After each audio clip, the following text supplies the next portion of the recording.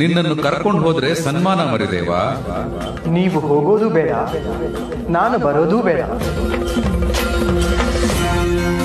ಈ ಅವಮಾನ ಸನ್ಮಾನಗಳನ್ನು ಮೀರಿ ಸದ್ಗತಿಯನ್ನು ಕರುಣಿಸುತ್ತೇನೆ ಕೇಳಿ. ಬಸವಣ್ಣ, ನೀನು ಯಾವ ಕಡೆಯಿಂದ ಬಂದೆಯಪ್ಪ? ಬಲಗಡೆಯಿಂದ ಬಂದೆ ಕಣಪ್ಪ. ನಾಗಣ್ಣ, ನೀನು ಯಾವ ಕಡೆಯಿಂದ ಬಂದೆಯಪ್ಪ? ಎಡಗಡೆಯಿಂದ ಬಂದೆ ಕಣಪ್ಪ. ಮುಂದೆ ನಾನು ಏಳುಮಲೆ ಕೈಲಾಸದಲ್ಲಿ ನೆಲೆಗೊಂಡಾಗ ಹೆಣ್ಣೇಳು ಲಕ್ಷ ಗಂಡೇಳು ಲಕ್ಷ ಪರಶೆ ಬರುವಾಗ ನೀನು ಹಾದು ಬಂದ ಹಾದಿನ ಸರ್ಪನ ಹಾದಿ ಅಂತ ಹೇಳಿ ಒಂದು ಕಿರುಕಾಕು ಹಾಕ್ಲಿ.